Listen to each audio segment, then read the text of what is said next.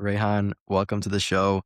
You said that you must do what others won't to achieve what people don't. What gave you this opinion and outlook? Yeah, that's a great question. First, thank you for having me. The answer to that question is it actually goes back to when I was younger, and I remember my dad telling me when I was probably like 8 or 9 years old, and he was like, "Do you know what the word mediocre means?" And I was like, no, what is this big word that you're talking to me about?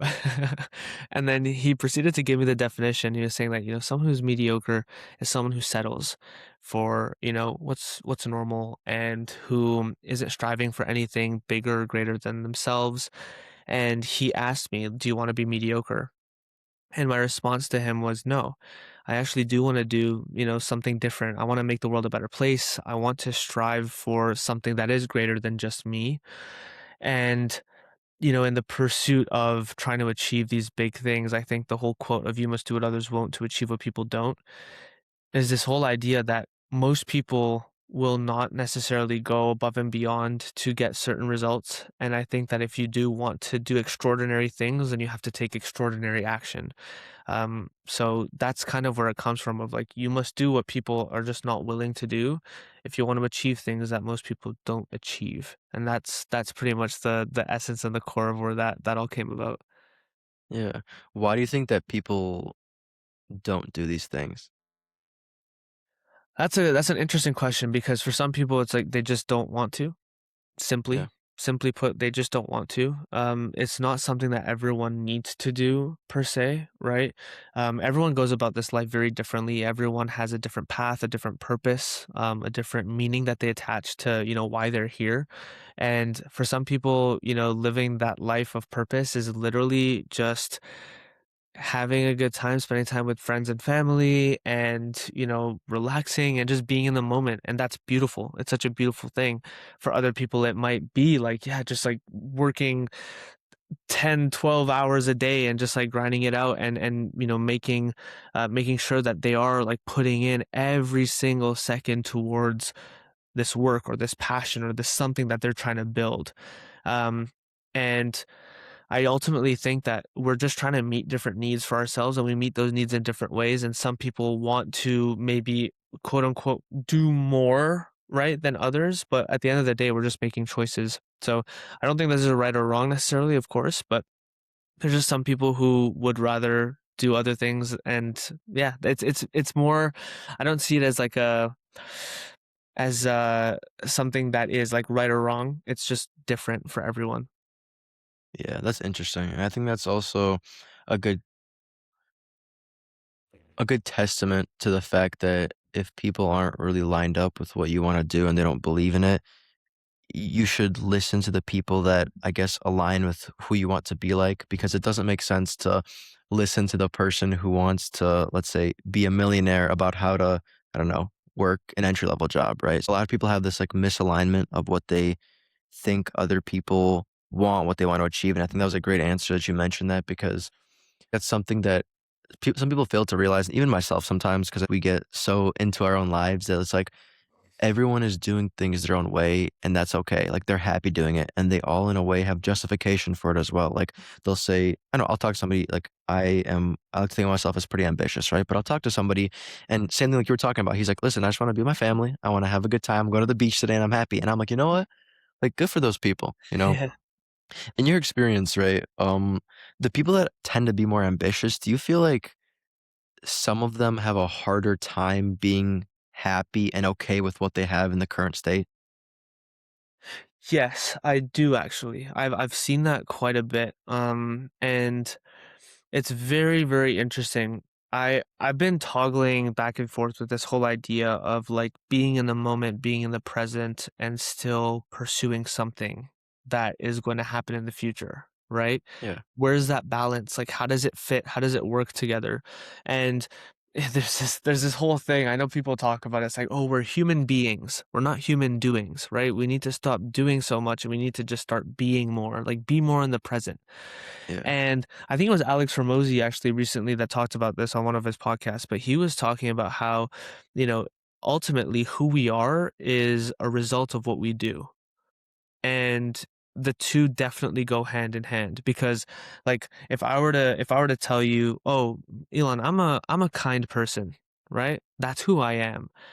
But then in reality, like when you and I are having conversations, I'm like cussing you out and I'm just saying the worst things and I'm just like being a mean person. That makes me a mean person. It doesn't make me a kind person, right? Yeah. So our actions like genuinely the things that define us. And I think that's an important thing to think about because like these like ambitious people, right, who are going out and they're doing something, maybe that is a sacrifice that they're just making. They're sacrificing this whole thing of like being in the moment and maybe their idea of just being and being in the moment is doing the stuff. It is working on the Mm, stuff. It's building the stuff. So I do see ambitious people being very like future driven, right? Because like they're just like, look, there's something that I want to build right now, or I want to grow into this thing, and they're focused on that. Doesn't mean that they don't have these moments where they're just here and they're in the moment, but it's I find it personally like as someone who would also I would consider myself as ambitious to have that balance can become tough, but it's an art that I think like a lot of people are trying to figure out and trying to create for themselves. yeah. In your experience, what does that balance look like for you? It looks like enjoying every single moment and enjoying the process. Okay. So, having these big goals, having this thing that I'm trying to reach, and at the same time, like just enjoying the process of building it, right? This whole idea that life is not about the destination, life is not about the destination, it is the journey, like it is the now. And the now is building tomorrow and the days to come and the weeks to come and the years and the future, right? That is where I kind of fall back and I'm just like, look, everything that I'm doing right now, everywhere that I am, I want to be fully present so that I can continue to build that future in the best way, right? Because I don't want to live in the future because I feel like that's more like dreaming. I don't want to live in the past because maybe that's more just like regret or something along those lines. Let me be here right now because this is what I can control and this is where I can actually build that future that I want to build. This is where I can build the results that I want to get to. So that's kind of the balance that I try and find for myself. Um and it's a journey on its own to, like, live in that space, where sometimes, like, yeah, I do wanna just chill, and I don't wanna do anything, Yeah. but then there's also, like, this reminder of, like, well, remember what you wanna do and remember what you wanna build, so, yeah, it's interesting. Yeah. Yeah. You mentioned the past, present, and the future, and something interesting that I have written down that you said is that there's so much that we can learn about life through observing nature. What does that mean? Yeah. Well, I think that there's so much synchronicity between our lives and nature in general. I think nature is such a beautiful representation of what life is. Um, when you look at animals, when you look at plants, when you look at trees, when you look at just everything, how everything is just so connected and everything kind of just works together. It doesn't mean that everyone agrees on everything. It doesn't mean that, you know, the ants and the bees and the butterflies, they all love each other and all get along, but they coexist together in quite a Yeah. beautiful way. And I do think that when you look at different animals, you can learn through their behavior. I think that when you look at the way things are structured in nature, you can learn a lot when it comes to your own structure, your personal growth, right? Like to give an example for like trees. Trees, the reason why they're able to grow so tall is because underneath the soil, they're able to develop really strong roots. And I think for us as human beings, that's such a good analogy. When you look at, our lives, if we want to, stand tall and do big things, we have to have a solid foundation. We have to have these roots that really anchor us, to the ground and that keep us grounded, keep us centered. So just all these different things, the creativity that nature has, the playfulness that nature can have, the curiosity that nature can have. It is such a beautiful thing to witness and thing to see, and I have had the most incredible moments. In fact, my greatest moments in my life have always been surrounded by nature, where it was just peaceful and I was just like a curious little boy kind of just navigating this like, wonderful world and just trying to learn and just like being observant of everything. Yeah. That's so interesting because I've given that some thought as well, and I totally agree with you. Even something you were talking about earlier with like the idea that as humans, you might have people like us that are more ambitious than other people who maybe aren't driven to make a lot of money and they'd rather be with their family, and that's okay. In the same way, you might have talked about, like whatever, ants, bees, like they all have their own work that they do. Like the ants have to like, make their nests, and then the bees have to go and get, I don't know, pollen or whatever they do. But like it's such an interesting point they all coexist together because I couldn't agree more. Have you ever heard of, Meditations by Marcus Aurelius, the book? Yeah. Yeah, dude, it's one of my favorite books, and that's, like, a lot of the things that are preached in that book are similar, and I think for I think as humans, we take what is beneficial to us. Like, for example, you might read a sentence and only take away half the sentence because it might apply more to you, and in the same way, as somebody who's more ambitious, I feel like for me, one of the things that I really take away from that book is the idea that we're all gone so quickly. Like we don't have that much time on this planet, and like, yeah, 80 years, 90 years, it is technically a lot of time, right? But Yeah. you look back at history and it's like that's not that much time at all. And you have to make the most out of what you're given. And that looks different for every single person. And I think it's Mhm. a beautiful analogy and metaphor that you mentioned with how important nature is as a role for us to see because I feel like some people I don't know don't think that way and they're more just like oh they're just there and then we're in our own way but I think it's also like a spiritual opinion as well like in a way. Yeah, for sure. And like not to mention that we are part of that existence of nature. Like, I definitely believe that we're part of that. We coexist with these animals and these different plants as well. I think that just because of the way we operate, we just have a little bit more control and we can do things that influence everything else in a much greater way, which is also responsibility. Don't get me wrong. But I think the cool thing about these other like natural beings, right? These other animals and stuff is they aren't trying to change each other. A bear is not going up to a butterfly and saying, "Yo, you need to start, being more like me." Yeah. It's not a thing like that. It's like they all have these differences and they just coexist together. And like, yeah, don't get me wrong, some will eat others and like that'll happen.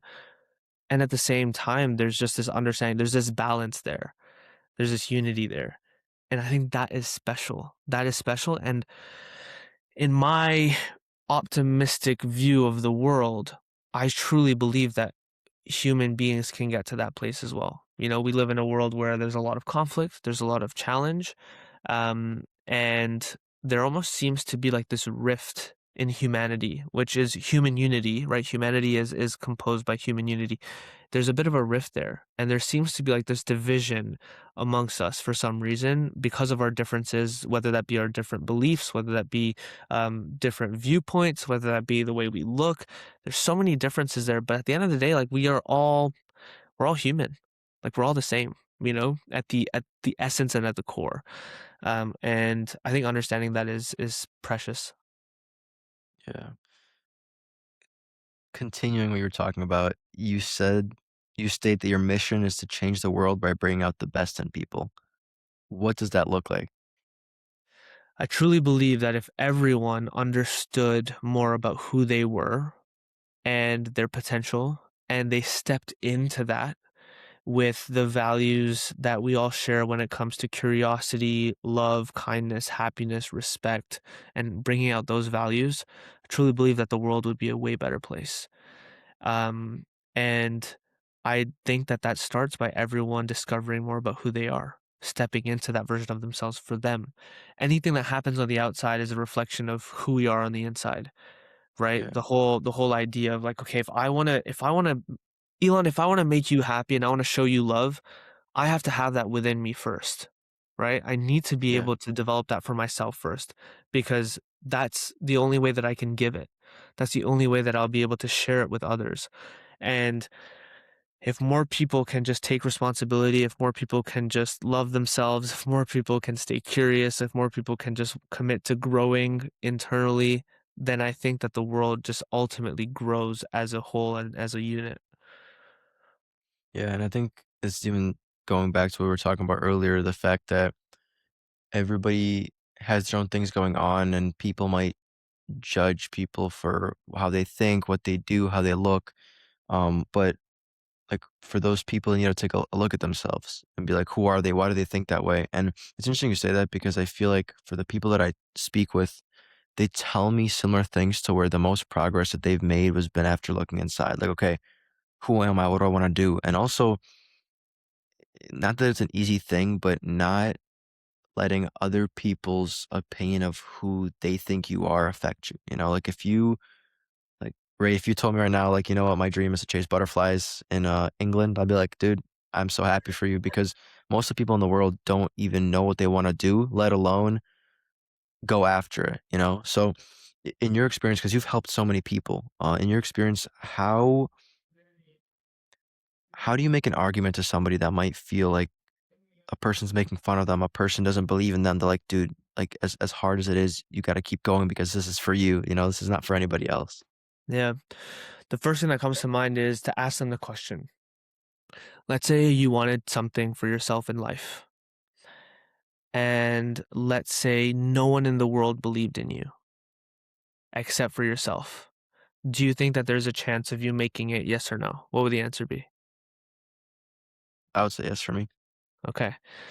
Now let's say everyone in the world believed in you except for one person, and that person was yourself. Do you think that you have a chance of making that thing a reality? Yes or no? No way. I like that. There's the answer. I think that at the end of the day, that is the one thing that matters, right? The Jay Shetty actually in one of his podcasts, I'm pretty sure, and I don't know where he got this from, but I'm just quoting him from that podcast. Is he said that something along the lines of "I am who I think you think I am." So I am who I think you think I am, not what you know I am, but what I'm thinking you're thinking about me, and that's how I'm Mm, defining myself. When in reality, it's like what matters is what I think about me. What matters is who I genuinely am. I had a big challenge with this when I made a decision just a couple years ago to stop my whole like soccer journey because I was a soccer player and I was, pursuing it professionally, and I was really, really locked in with this whole thing of becoming a professional player at the highest level. And, you know, just over 2 years ago, I made a decision to stop playing. And one of the biggest things that was holding me back from making that decision was, what are people going to think about me?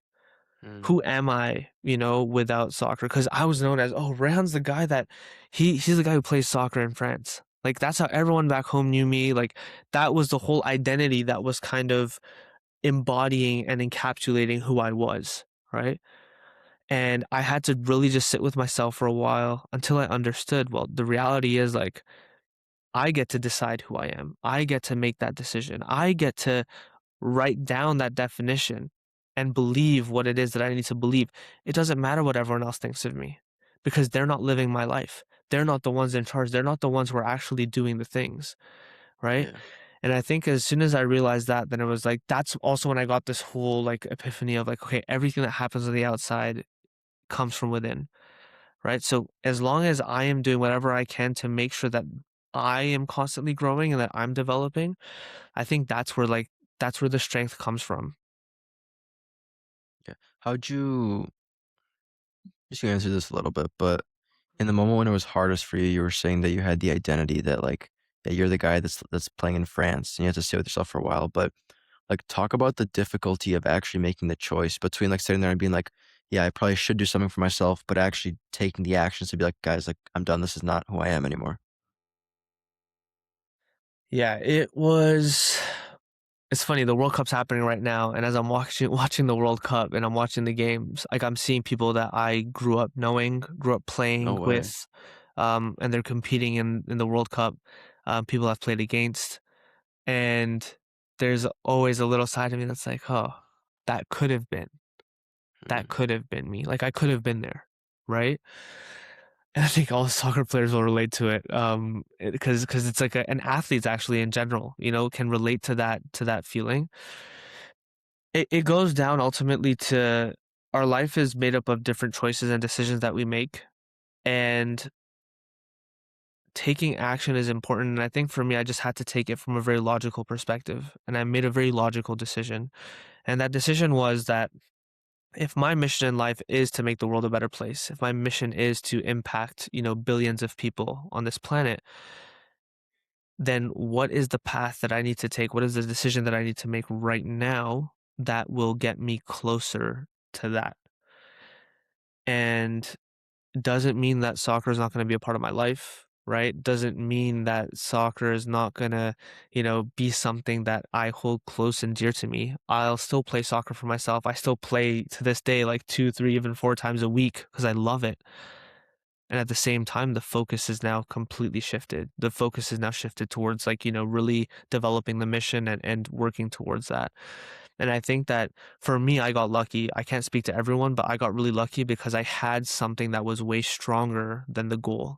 And that was my mission, right? The goal was just a vehicle to fulfilling the mission, which was like, oh, become a professional soccer player, have all the influence, money, fame, whatever you want, and then use that to give back to the world. Like that was the whole idea.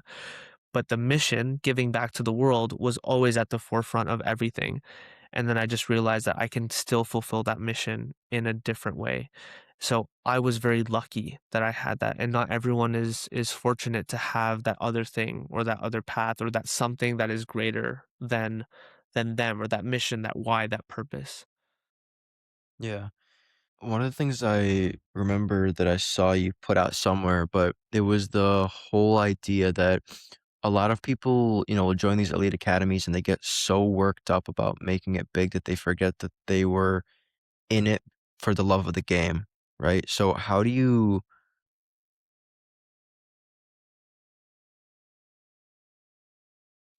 find this, I don't want to use the word balance, but like how do you find this balance between staying true to your love of the game while also understanding that like you want to make it to the highest level possible?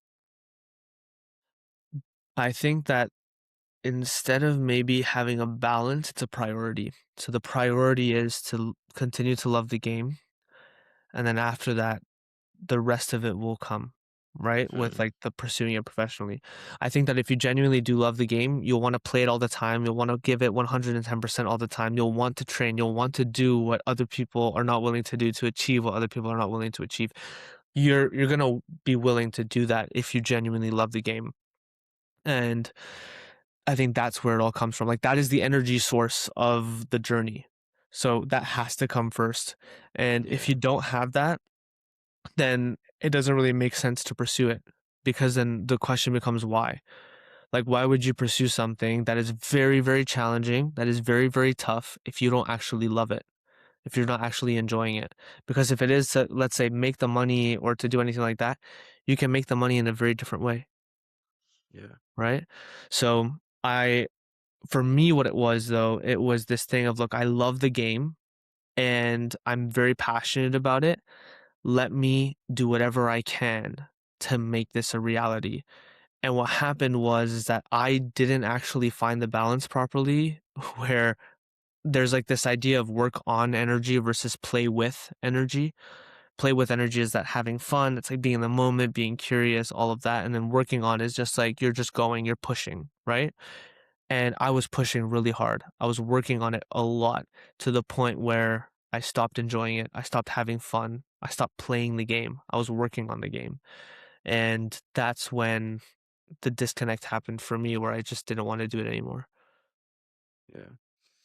One of the things you mentioned was that soccer is one of the most powerful tools available for breaking cycles of poverty, but then it contradicts with one of the things that I wouldn't say you directly stated, but the idea that soccer is an extremely competitive sport, right? So hold this how do you hold both of these opinions of like having one system that can liberate you while also having another one that's like it's extremely competitive? How do these both work together? Yeah. So I'll put it to you this way. There's 250 million, roughly 250 million registered soccer players in the world. Okay. Out of those 250 million, there's about 130,000 that are professionals. Okay. So that's like a 0.05% worldwide. Yeah. Very small percentage. Now, soccer is played by millions of people, right? Hundreds of millions of people. It is such a well-known and world-renowned sport. Everyone loves it. World Cup's going on right now. It's getting like billions of views per year. Like Yeah. it's ridiculous. It's crazy, right? Soccer and sports in general is such a cool way to unite people, to bring people together, right? And it is, like I mentioned, it is such a cool way to like remove these sort of inequalities and these gaps because it just connects and it unites everyone. Now, there's that side of the game, and then there's also the side of the game that is, extremely competitive where everyone's kind of just trying to make it and trying to make it as a professional and trying to do all these things and achieve these things. And yes, Mhm. don't get me wrong, it's a sport. Everyone wants to win, right? That's the nature of sport. There's competition, but I feel like there's competition that is aligned with growth and unity and like fun, right? There's that type of competition. And then there's the competition that is like, on the other spectrum of it, right? Which could be more of like an individual thing of like, oh, I want to pursue this thing. I want to achieve this goal. And finding those differences and identifying those differences is important because if you're not trying to make it as a professional player and if you're not trying to, take that route because you need to be extremely selfish to be honest if you want to take that route because you're not even thinking about your teammates like you're competing against everyone. And if you want to do that then you can take that route for sure. But if you're looking for just like the competition that is like a, just like a friendly competition that still exists within the sport, but it's still more within that, like the whole unity of it all, then there's another side of it completely.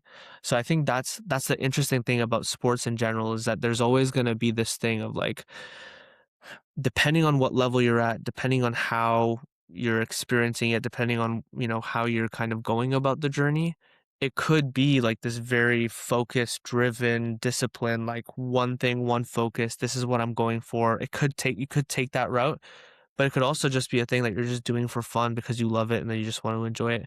And both can coexist. It's just that finding that balance again is tough.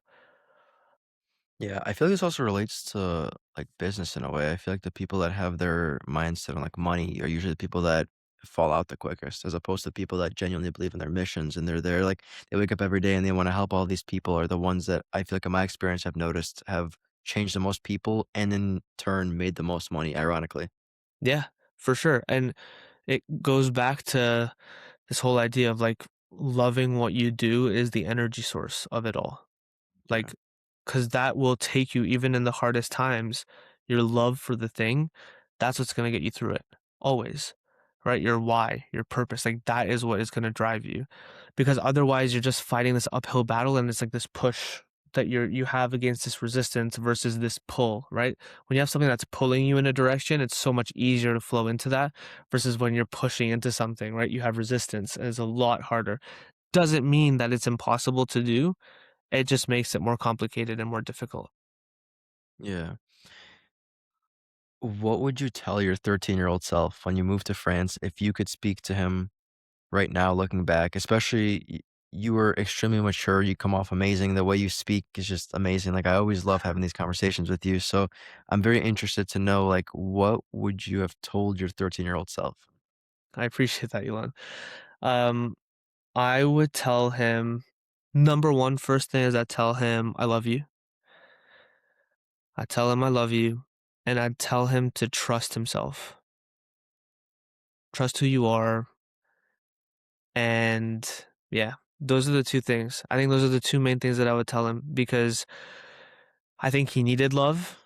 He was lonely, especially in the beginning when he moved to France and everything. Like he was very lonely.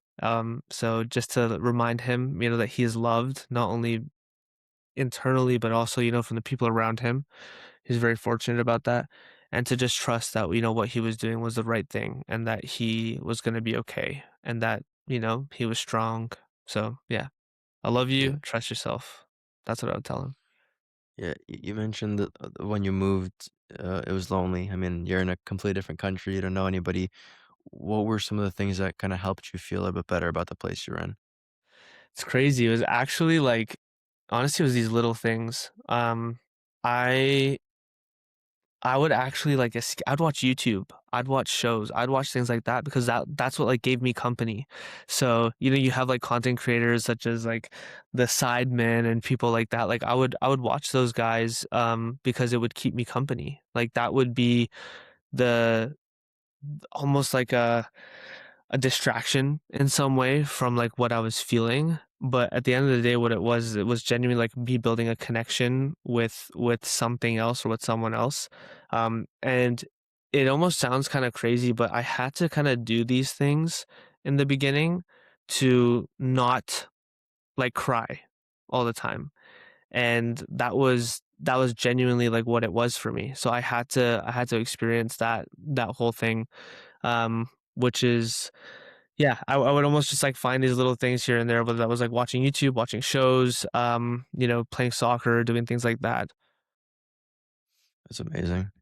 Rehan, my last question to you is you've spoken to over 1,500 people and you have a 140 member community in soccer. If all of the people that you have ever spoken to, helped, uh, been a part of in one way or another, if all that disappeared, but you can leave every single person with one thing for you to be remembered by, what would that thing be? I wouldn't want people to remember me so much, but I would want them to remember this. In life, no matter how tough it gets, no matter how challenging it can be, you always have a choice. You always have a choice. And that decision and those choices that you make ultimately get you the results that you're looking for. And when you make those choices, take responsibility for them, take ownership for them, continue to live a life where you value who you are, where you love yourself, live a life of curiosity, be curious, commit to growing constantly, and find something in your life that you absolutely love doing, that you are super passionate about, and use that to make a difference in some way, shape, or form. Find a passion and use that passion for purpose. And I think that your quality of life will be amazing. That's what I would leave them with. What an amazing answer. That says so much about you as a person as well. The first thing you said is, I don't want them to remember me so much. That's amazing. Ray, where can people find you at? Any shout outs, any links? Yeah, you can reach out to me on Instagram at Rehan Rayani, TikTok as well at Rehan_Rayani. You can find me on YouTube, my website as well, rehanrayani.com. Yeah, those are the main ones. Feel free to check me out and reach out to me. I'm happy to help anyone genuinely if you want to connect, if you want to reach out. It would be my absolute pleasure. Yeah. And for all my listeners, I'll see you guys next Tuesday, and all the links for Rehan will be in the show notes. So thank you for listening.